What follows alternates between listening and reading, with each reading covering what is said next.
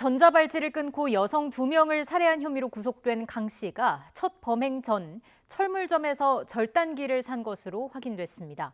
관련 CCTV 영상을 YTN이 확보했습니다. 강 씨의 신상 공개 여부는 이르면 이번 주 안에 결론이 날 것으로 보입니다. 취재기자 연결해서 자세히 알아보겠습니다. 홍민기 기자. 네, 서해부입니다. 네, 강 씨가 전자발찌를 자른 절단기를 구매한 게 첫 범행 전이었다고요.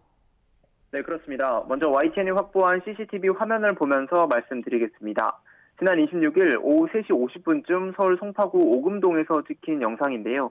강 씨의 첫 범행 시각인 밤 9시 반보다 5시간에서 6시간 정도 이른 시각입니다. 오금동의 한 철물점 앞 도로에 검은색 차량이 멈춰 서는데요.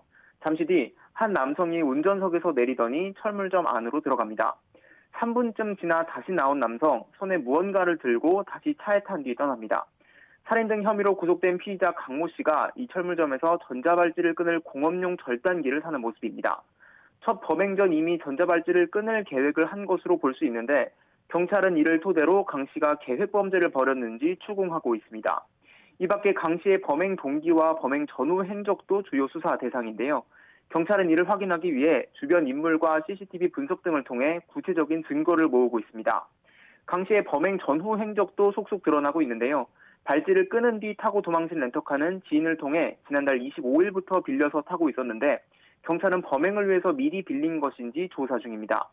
경찰은 강 씨가 범행 전후 도주 과정에서 연락했던 사람을 조사하고 또 휴대전화를 포렌식 분석하는 등 범행 동기와 도주 방법을 조사하고 있습니다. 네, 이런 가운데 강 씨의 신상을 공개할지도 검토에 들어갔다고요. 네, 그렇습니다. 강 씨가 어제 구속되면서 경찰도 신상공개심의위원회를 열지 검토에 들어갔는데요. 서울경찰청은 오늘 논의를 통해 위원회 개최 여부와 일정 등을 결정하겠다고 밝혔습니다.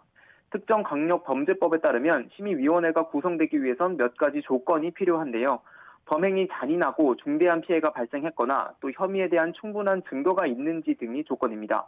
국민 알 권리에 해당하는지 범죄 예방 효과가 있는지도 고려 대상입니다.